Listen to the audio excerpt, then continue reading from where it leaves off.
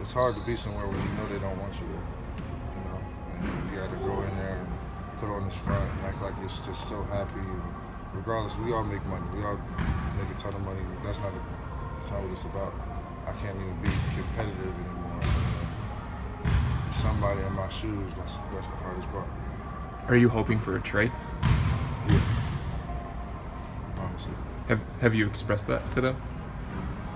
They know. How did they know?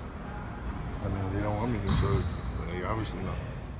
Yo, what's going on, everyone? It's DLloyd. So, J.R. Smith, which you just heard before this video, somewhat asked to be traded. He didn't specifically say he wants to be traded, but the question was, do you hope to be traded? And he replied with yes. So, according to the collective bargaining agreement, players cannot say that they want to be traded. So right now, the NBA is looking into it. You would assume he will probably be fined. Should he be fined? I don't think he should be fined at all. Now, regarding the situation with J.R. Smith, everybody likes J.R. Smith. Everybody thinks, J.R. Smith, there's a lot of things that kind of puts him in trouble. Doesn't make the best decisions on the court. Doesn't really have the best game on the court at the age of 33.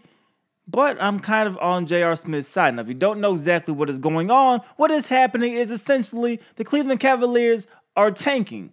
They fired Ty Lue. One of the big reasons why is because he decided to keep playing Kyle Korver and J.R. Smith when they told him not to play them and remove them from the rotation. Cleveland, for whatever reason, I don't know who made them believe this, but during the offseason, they believed that they could compete and still try to make the playoffs. They thought, we just lost LeBron James. We might not be an NBA Finals contender anymore, but we should still be able to make the playoffs. I don't know why they had that assumption. Most people would probably agree that Cleveland is now one of the worst teams in the NBA. Everybody's been saying that, and for whatever reason, Cleveland, they thought differently. They thought they had a chance. Well, come to find out, you're sitting with an 0-6 record at one point. Of course, they did finally win the first game, but you were 0-6. You're starting to realize, hey, maybe we're not playoff contenders.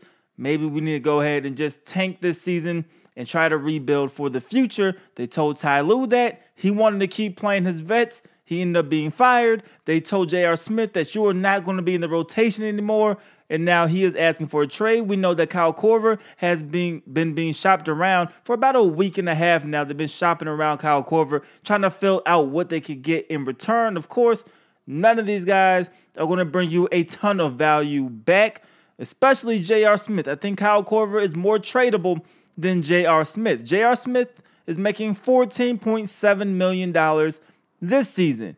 He's also under contract next season for $15 million. So J.R. Smith is not cheap at all. Remember, he's 33 years old. So, of course, when you look at the stats, you really can't take this year into consideration. He's not playing a ton of minutes. Yes, he is averaging only 2 points a game. And one of the games he was 0 for 7 shooting. So he hasn't played that good to even help the fact in the little minutes that he did play. But he did play just small amounts of minutes here and there. It's hard to catch a rhythm, especially if you're JR and you're used to being out on the court. But it's going to be hard to trade J.R. Smith for that asking price. You would assume they'll have to include somebody else, or a team would just have to be desperate at some point.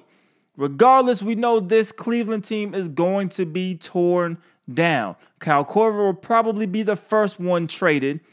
If they can move J.R. Smith, they're definitely going to try to move J.R. Smith, but this could become a shaky situation because I'm not sure how tradable he is, one, because of that contract, and two, if you don't trade him, now you're going to start negotiating buyouts possibly, or you're going to waive them and stretch them with the provision.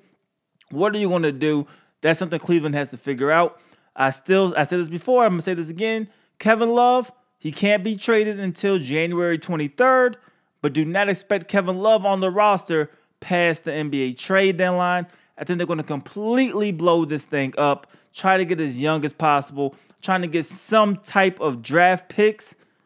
But for Cleveland, you have to, one, get younger if you're going to rebuild. But the most important thing, you have to figure out this salary cap situation. And one of those guys making a lot of money on your roster is J.R. Smith. But now you have to have a team that's willing to take on that contract for this year and next season for J.R. Smith. But you guys let me know how you guys feel about this in the comment section below. Do you believe that J.R. Smith will be traded before the trade deadline? And if so, which teams do you think will actually take a chance on J.R. Smith? Let me know how you guys feel about that in the comment section below. It's your boy DLloyd. I'm going to see y'all next time. Peace.